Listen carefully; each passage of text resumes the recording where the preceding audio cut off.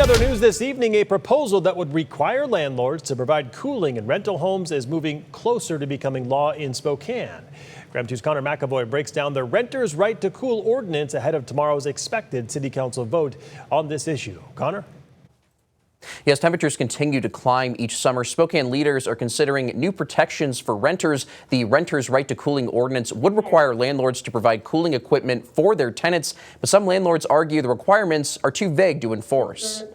Ask a property owner in Spokane like Chris Batten what it takes to run multiple housing units downtown, and he'll say needs often vary for his tenants. At the end of the day, what's adequate for one person isn't adequate for another. That's why he's concerned about a proposed ordinance the city of Spokane plans to vote on aimed at combating heat-related issues for tenants.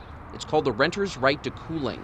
If passed, it will require landlords to provide cooling equipment in at least one room of a rental unit to maintain what the proposal calls adequate cooling.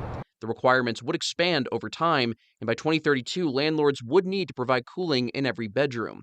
Under the proposed ordinance, if a unit is not kept cool, a tenant has the right to then buy cooling equipment and seek up to $500 in reimbursement from the landlord. The reality is that it's getting hotter in the inland Northwest, and it's going to continue getting hotter. Dante Jester is with the Gonzaga Climate Institute, who partnered with the city on this proposed ordinance.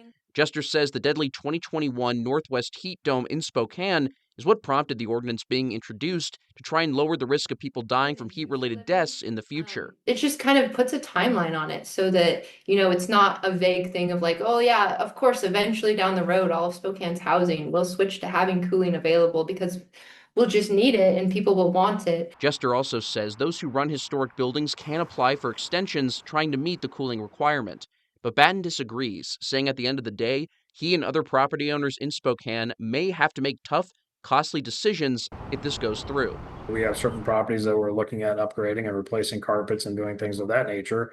And then, there's only so many dollars to go around, especially, these days where, some of the costs are spiraling, insurance and everything else. So at the end of the day, we're going to have to make choices.